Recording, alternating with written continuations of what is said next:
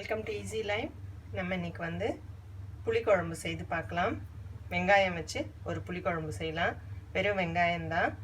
நான் வந்து சின்ன வெங்காயமும் பெரிய வெங்காயமும் மிக்ஸ் பண்ணி இந்த மாதிரி பொடிசாக கட் பண்ணி வச்சுருக்கேன்.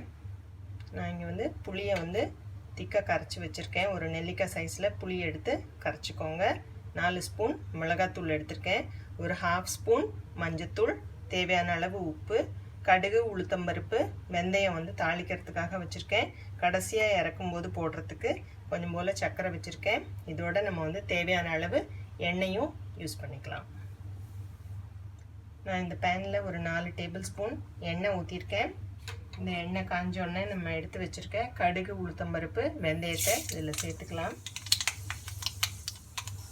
நம்ம வெங்காயத்தை இதில் சேர்த்துக்கலாம்.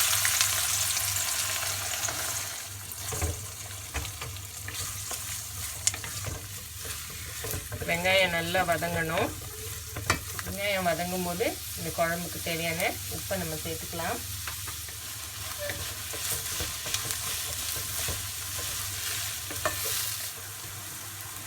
கொஞ்சம் கருவேப்பிலை சேர்த்துக்கலாம். இப்போ வெங்காயம் நல்லா வதங்கிடுச்சு. நம்ம வந்து கரைச்சி வச்சுருக்க புளி தண்ணியை ஊற்றிக்கலாம். மஞ்சத்தூள் சேர்த்துக்கலாம். 4 டீஸ்பூன் மிளகாத்தூள் இருக்குது, நம்ம அதையும் இப்போ சேர்த்துப்போம். நல்லா தீயை குறைச்சி வச்சுக்கோங்க. குழம்பு நல்லா சுண்டி வரட்டும். பாருங்கள், நம்ம போட்ட வெங்காயமெல்லாம் நல்லா சுருண்டு வந்துருச்சு.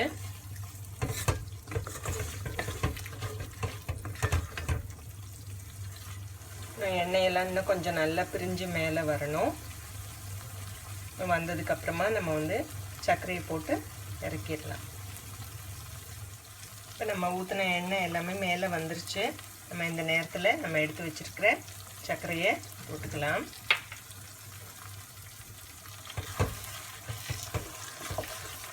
ரொம்ப சிம்பிளான வெங்காய புளி குழம்பு எப்படி பண்ணுறதுன்னு இன்றைக்கி பார்த்தோம். இது எங்கள் அம்மாவோட ரெசிபி. அவங்க இன்னும் ரொம்ப நல்லா பண்ணுவாங்க. ஸோ நீங்களும் இதை உங்கள் வீட்டில் செய்து பார்த்து எப்படி இருக்குன்னு உங்கள் கமெண்ட்ஸ் எனக்கு சொல்லுங்கள். இந்த வீடியோ பிடிச்சிருந்தா என்னோடய சேனலை சப்ஸ்கிரைப் பண்ணிக்கோங்க. தேங்க்யூ.